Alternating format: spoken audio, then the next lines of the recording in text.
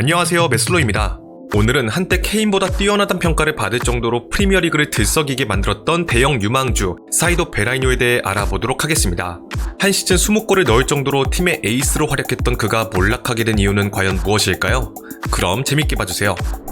베라이뇨는 2선과 1선을 자유롭게 오가며 공간에 찾아 들어가 득점을 만들어내는 스타일의 최전방 공격수로 과거 케인과 함께 잉글랜드의 신성으로 주목받던 선수였습니다. 하지만 상위 클럽으로 이적 실패와 부족한 멘탈 관리로 빠르게 추락하고 말았는데요. 아프리카의 작은 나라 부룬디에서 태어난 베라이뇨는 내전으로 인해 어머니와 형제가 잉글랜드로 망명하면서 일찍이 가족들과 흩어져 지내야했습니다. 10살이 되었을 무렵 어머니를 찾아 잉글랜드로 넘어온 그는 잉글랜드 생활에 빠르게 적응하며 이곳에서 자신이 좋아하는 축구를 시작했고 재능을 인정받아 웨스트 브로미치에 입단할 수 있었습니다.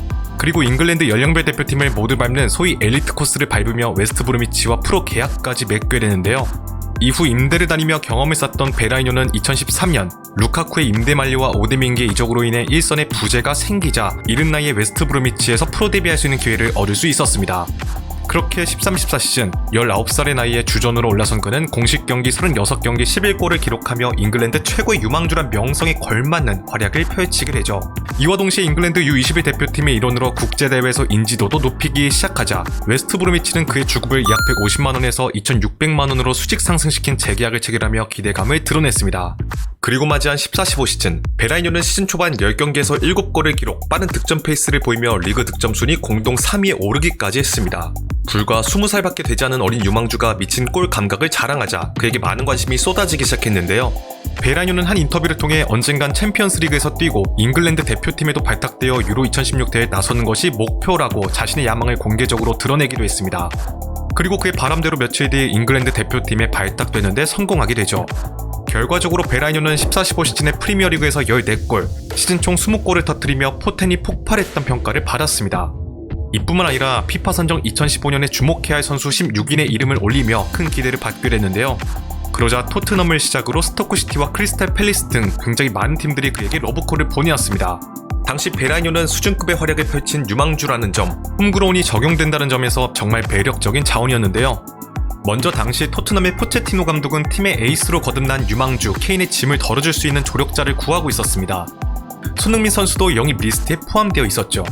하지만 토트넘의 팬들은 그보다 케인과 U21 대표팀에서 발을 맞추고 있는 베라이뇨의 영입을 더 원했습니다. 사실 당시까지만 해도 베라이뇨가 U21 대표팀에서 11경기 10골, 케인의 경우 14경기 8골을 기록했고 베라이뇨의 데뷔와 데뷔골도 굉장히 빨랐기 때문에 그가 실력적인 면에서 케인보다 한 수위란 평가도 받고 있었습니다. 최고의 유망주로 평가받는 두 선수가 발을 맞춘다고 하니 토트넘의 팬들은 당연히 기대할 수밖에 없었는데요. 베라이뇨 역시 토트넘으로 이적을 강력히 원하고 있었습니다. 하지만 웨스트 브로미치 구단주가 토트넘의 총 4차례의 이적 제안을 일방적으로 거절하며 결국 이적이 불발되고 말았습니다. 따라서 토트넘은 손흥민 선수를 영입하는 방향으로 선회할 수밖에 없었죠. 그리고 훗날 이 선택은 토트넘의 운명을 완전히 바꾸는 신의 한 수가 되었습니다. 이렇듯 토트넘의 레비 회장은 베라이뇨 영입 제안을 무려 4번이나 거절당하자 이에 대해 지난 겨울 이적 시장부터 자신들은 베라이뇨만 외치고 있었다며 웨스트 브로미치 구단의 선택에 아쉬움을 표출했습니다. 베라이뇨 역시 구단의 결정에 화가 나 SNS를 통해 이적을 무로한 구단주에 대한 강한 불만을 표출함과 동시에 팀 훈련에 참가하지 않는 등 태업을 하기 시작했는데요. 그렇게 구단과의 관계는 완전히 틀어질 대로 틀어져 버리고 말았습니다. 하지만 웨스트 브로미치가 클럽 레코드 금액을 들여 살로몬 론돈을 영입해 그의 자리를 메우는 단호한 모습을 보였고 당시 토니 플리스 감독은 베라이뇨의 태도에 맹비난을 퍼부며 그를 사실상 전력의 자원으로 분류해 버렸습니다. 그는 출전 기회를 얻더라도 주로 교체로 나왔으며 의욕을 잃어버린 모습으로 이전 시즌만큼의 활약을 보여주지 못했는데요. 15-16 시즌 전반기를 17경기 단 3골을 기록하는 데 그쳤습니다. 그럼에도 불구하고 2016년 겨울 이적 시장에서 그의 잠재성을 높게 산 토트넘과 당시 공격수 보강을 원하던 첼시 이외의 많은 팀들로부터 꾸준한 러브콜을 받았습니다. 그러나 이적은 다시 한번 무산되고 말았죠. 이때부터 베라이뇨의 불성실한 태도는 더욱 심해지기 시작했습니다. 한 경기에서 2번의 페널티킥을 놓칠 정도의 떨어진 집중력을 보여준 것은 물론 부상까지 당하면서 팀의 전력에서 자주 이탈하게 됐는데요. 결국 토니 플리스 감독에게 신임을 잃어버리고 말았습니다. 그렇게 2016년 9월부터 2017년 새해가 가까워질 때까지 1군 무대에선 단 한 경기도 뛰지 못하게 되죠. 그런데 알고 보니 그가 긴 시간 동안 출전하지 못한 이유가 도핑 테스트에서 적발되어 FA로부터 8주간 출정 정지 징계를 받았기 때문으로 밝혀졌습니다. 양성 반응을 보인 약물은 MDMA로 엑스터시로 잘 알려진 향정신성 물질이었습니다. 그동안 베라니오가 부상으로 전력에서 이탈한 것으로 알려져 있었기 때문에 이는 굉장히 충격적이었는데요. 그러자 마침내 웨스트 브로미치는 그를 매각할 준비에 들어가기 시작했습니다. 결과적으로 베라니오는 2017년 1월 이전부터 꾸준히 러브콜을 보내왔던 스토크시티로 약 173억 원에 이적했습니다. 당시 그의 나이 고작 23살밖에 되지 않았을 때로 스토크시티의 마크 휴즈 감독은 그가 출정 정지 징계를 받은 사실을 알고 있었음에도 여러 조사 끝에 충분히 고려하여 내린 결정이라며 베라니오의 잠재성에 큰 기대를 보냈습니다. 베라니오 역시 이적 후 인터뷰를 통해 힘든 2년을 보냈다는 말과 함께 스토크시티가 보여준 신뢰에 꼭 보답하겠다고 말했죠.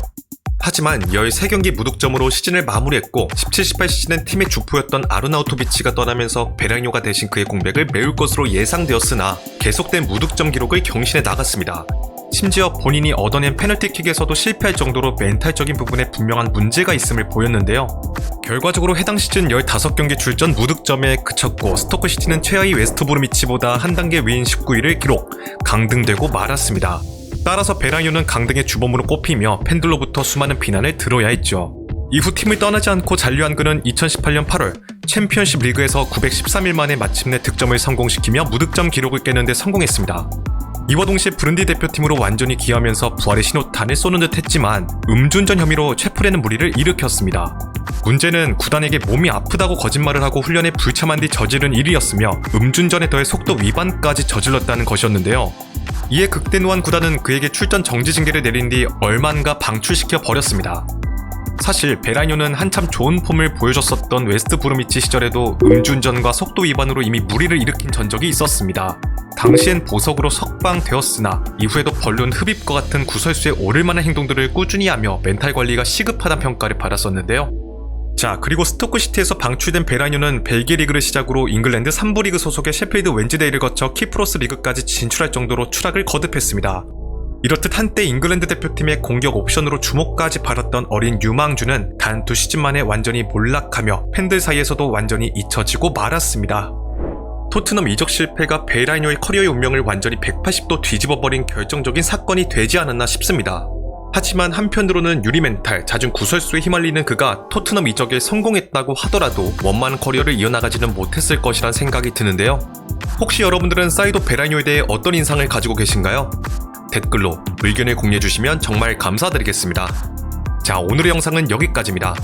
재밌게 보셨다면 좋아요와 구독을 부탁드리며 다음에는 더 재밌는 컨텐츠로 찾아뵙도록 하겠습니다. 감사합니다.